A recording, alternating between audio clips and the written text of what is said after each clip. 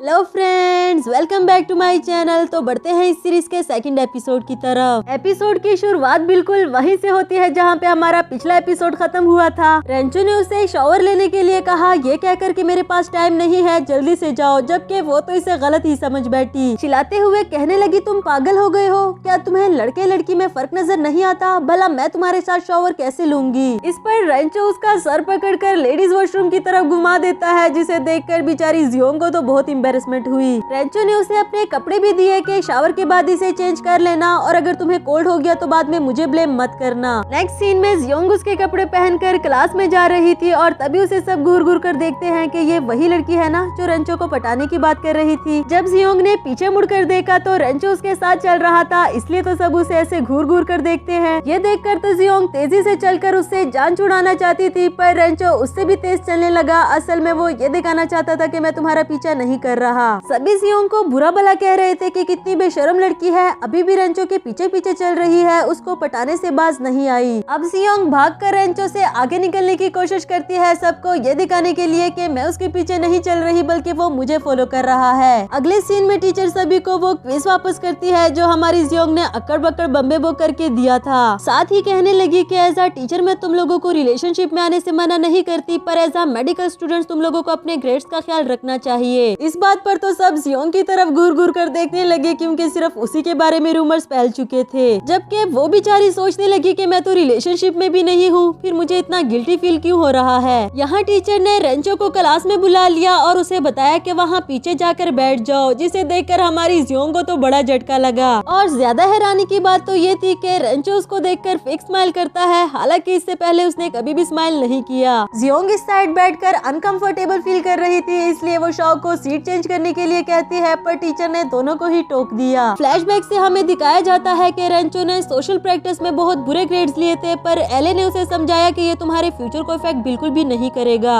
और बुरे ग्रेड्स उसके क्यों ना आते, सोसाइटी में कैसे रिएक्ट करना है ये तो वो जानता तक नहीं था। लेकिन चाहे ये ग्रेड्स उसके फ्यूचर को इफेक्ट करे या ना करे, पर उसे लो ग्रेड्स बिल्कुल भी नहीं चाहिए, इसलिए उसने फैसला किया कि मैं ये सब्जेक्ट दोबारा पढ़ूंगा। एले ने उसे समझाया कि अगर तुम अच्छे मार्क्स लेना चाहते हो तो कम से कम लोगों से इंटरेक्ट करना सीखो, नहीं तो एक छोटी सी स्माइल ही दे दिया करो। इसीलिए तो वो आज इतना वियर्ड सा बिहेव कर रहा था। जियोंग उसे स्माइल करते हुए देखकर शाओ से कहने लगी कि कहीं मेरी आंखें तो खराब नहीं हो गई, जरा तुम भी देखो क्या वो वाकई स्माइल कर रहा है। फिर क्लास खत्म होते साथ ही जियोंग वहाँ से भाग जाती है, क्योंकि वो इस बिन बुलाई मुसीबत को और फेस नहीं कर सकती। नेक्स्ट सीन में वो अपने घर आती है, जहाँ मॉम उसे देखकर जियान के बारे में पूछती है, क्योंकि इससे पहले वो हर बार जियान को अपने साथ लेकर जाया करती थी। हिम्मत करके जियोंग ने उनको भी सब कुछ बता दिया कि अब जरूरी तो नहीं कि वो हर बार मेरे साथ आया करेगा, आखिर उसकी भी एक गर्लफ्रेंड है, उसे उसको भी तो टाइम देना होगा। अब माँ तो आखिर माँ ही ठहरी, उसे हक करते हुए बोली कि हाँ वैसे भी वो मेरी बेटी के लायक नहीं था, मेरी बेटी के लिए तो कोई शहजादा ही आएगा। डैड भी उसे यहाँ देखकर काफी खुश हुए, फिर उसके लिए स्पेशल राइस लेने को चले गए। इधर रेंचो ऑनलाइन फ्रूट की शॉप ढूंढते ढूंढते यहाँ तक पहुँच आया, क्योंकि एले ने उसे कहा था कि तुम्हें शॉपिंग करके लोगों से इंटरेक्ट करना चाहिए, पर उसे क्या पता था कि जियोंग भी यहाँ मौजूद होगी, और जियोंग भी उसे देखकर फौरन से यहाँ से भागने लगी। तभी उसे याद आया कि ओ शिट, ये तो मेरा ही घर है। उसके हाथ से जाकर फ्रूट ले लेती है, ये कहकर के मैं इसे सेल नहीं कर रही। रेंचो बोला कि मैं तुमसे फ्रेंडली बिहेव कर रहा हूँ, क्योंकि मुझे सोशल प्रैक्टिस में अच्छे ग्रेड्स लेने हैं। जब उसके मार्क्स पता चले तो उस पर हंसने लगी कि भला ये भी कोई पढ़ने वाला सब्जेक्ट है जिसमें तुमने इतने लो ग्रेड्स ले लिए। दूसरी तरफ से उसे जियान भी आते हुए नजर आया, और वो सोचने लगी कि पता नहीं आज कौन सा बुरा दिन है मेरा। फौरन से जाकर पीछे चुप जाती है। जियान रेंचो से हेलो हाय करके उससे जियोंग के बारे में पूछने लगा, जबकि जियोंग ने उसे मना किया था कि मेरे बारे में उसको मत बताना। अभी भी इशारा करके उसे स्टिल मना करती रही, लेकिन फिर भी रेंचो ने उसे बता दिया। जियान जियोंग को सॉरी करता है कि कल मैं तुम्हें अकेला छोड़कर चला गया था, लेकिन तुम्हारी वजह से मेरे और जिया के बीच के हालात फिर से ठीक हो गए, इसलिए मैं तुम्हें डिनर ट्रीट करना चाहता हूँ। उसने बिजी होने का बहाना करके जाने के लिए मना कर दिया, पर रेंचो बोला कि इसकी जगह मैं तुम्हारे साथ डिनर करने के लिए आऊंगा। अब जियोंग सोचने लगी कि ये कल रात के बारे में कुछ उल्टा सीधा ना बक दे, इसलिए वो भी साथ जाने के लिए राजी हो गई। अगला सीन हमें डिनर का दिखाया गया, जहाँ जियोंग उनको कहती है कि मैं तुम दोनों के लिए बहुत ज्यादा खुश हूँ, और अब मेरा ख्याल रखना छोड़ दो, कहीं ये ना हो कि मुझे दोबारा से गलत फहमी हो जाए। सिया उसे पूछने लगी कि क्या तुम्हारे और रेंचो के बारे में जो बातें चल रही है वो सब सच है। उसके कुछ भी कहने से पहले ही रेंचो ने हाँ कर दी। वैसे उसे पता नहीं था कि इस वक्त उसे क्या बोलना चाहिए, पर इतना जरूर जानता था कि उसे फ्रेंडली बिहेव करना चाहिए। जियोंग ने उसे ये कहकर कर चुप करवा दिया कि खाने पर ज्यादा फोकस करो और बोलने पर कम। नेक्स्ट सीन में जियोंग को वॉशरूम में दिखाया गया जहाँ जिया भी उसके पीछे पीछे चली आई बिकॉज उसे जियोंग से अकेले में कुछ बात करनी थी। उसे गिफ्ट में एक लिपस्टिक दी, बताया कि मैं तुम्हारे और रेंचो के लिए बहुत खुश हूँ। रेंचो एक बहुत अच्छा लड़का है, वो कभी भी तुम्हें हर्ट नहीं करेगा। जियोंग पहले तो खामोशी से खड़े उसकी सारी बातें सुन रही थी, लेकिन फिर अचानक से उस पर चीखते चिल्लाते हुए कहने लगी कि तुम्हें क्या लगता है मैं बहुत खुश हूँ? तुमने मुझसे वो लड़का छीन लिया जिसे मैं पिछले 5 साल से चाहती थी, सब कुछ जानने के बावजूद भी।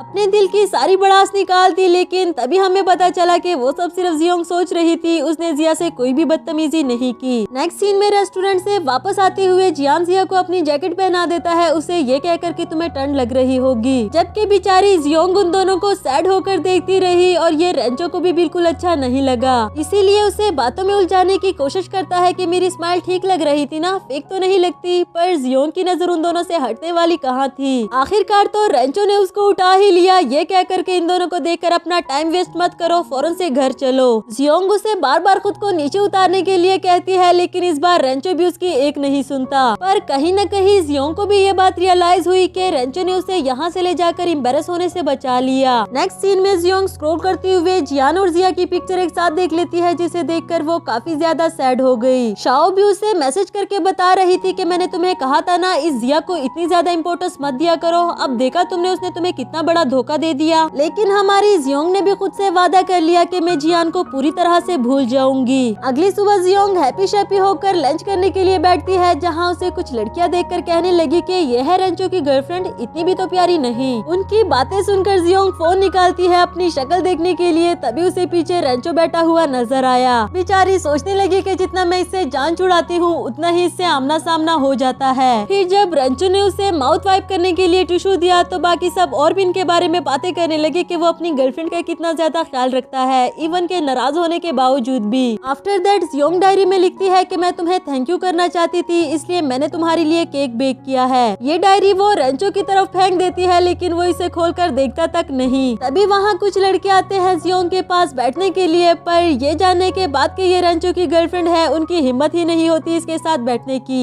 रेंचो ने उनको अपनी सीट दे दी और खुद जाकर जियोंग के पास बैठ गया, वो डायरी वही छोड़कर। वो लड़का डायरी देखने के बाद फौरन से इसके पास ले आया, कहने लगा ये रही आपकी डायरी, आपकी गर्लफ्रेंड ने लिखा है कि उसने आपके लिए केक बेक किया है। ये सुनकर वहाँ बैठे हुए सभी लोग हंसने लगे और रेंचो कहने लगा कि ये तो तुम मुझे वीचैट पर भी बता सकती थी। जिस पर जियोंग बोली कि मेरे पास तुम्हारा वीचैट एड्रेस नहीं था और ना ही मैं तुम्हें ऐड करना चाहती हूँ। वो बोला ठीक है, मैं सू को बोल दूंगा, वो तुम्हें मेरे घर का एड्रेस सेंड कर देगा। नेक्स्ट सीन में जियोंग केक लेकर एक बार में आ गई थी और सू से पूछती है कि तुमने मुझे सही एड्रेस दिया था ना, ये किसी का घर तो नहीं लग रहा। जिस पर सू बाहर आते हुए कहने लगा कि हम सब यहाँ गैदरिंग करने आए थे, इसलिए मैंने सोचा कि तुम्हें यही बुला लूं। बाकी सब अभी तक नहीं आए, तुम अंदर आओ ना, मैंने सुना है कि तुम काफी अच्छी सिंगिंग करती हो, आज मैं भी जरूर सुनना चाहूंगा। जियोंग उसके साथ जाने के लिए मना करती है, पर सू से जबरदस्ती ले गया। आफ्टर दैट हमें उसे सिंगिंग करते हुए दिखाया गया। उसे तो लग रहा था कि मैं बहुत अच्छी सिंगिंग करती हूँ, लेकिन यहाँ बेचारे सू के कान पट रहे थे। किसी भी तरह करके उसे खामोश करवा देता है। इसके बाद बाकी सब भी वहाँ पहुँच आए, लेकिन रेंचो कहीं नजर नहीं आ रहा। कुछ ही देर में रेंचो भी वहाँ पहुँच आया, जिसके पीछे भागते भागते हुए एक लड़की आ रही थी, उसे ये कहकर कि मेरे लिए वेट करो ना। जियोंग को तो ये लड़की रेंचो की गर्लफ्रेंड लगी और सू ने जैसे ही बताया कि जियोंग भी यहाँ मौजूद है, इससे पहले कि वो लड़की इसे देख पाती है फौरन से चुप गई। सभी उसको गायब देखकर हैरान परेशान हो गए और वो लड़की भी पूछती है कि ये वही जियोंग है ना जिसके बारे में सब बातें कर रहे हैं, कहाँ है वो, नजर तो नहीं आ रही। रेंचो उसके पास जाकर कहने लगा कि तुम यहाँ चुप कर ऐसे क्यों प्रिटेंड कर रही हो जैसे तुम यहाँ हो ही नहीं। अब जियोंग भी फौरन से उठ खड़ी हुई और इसी के साथ हमारा ये वाला एपिसोड भी खत्म हुआ।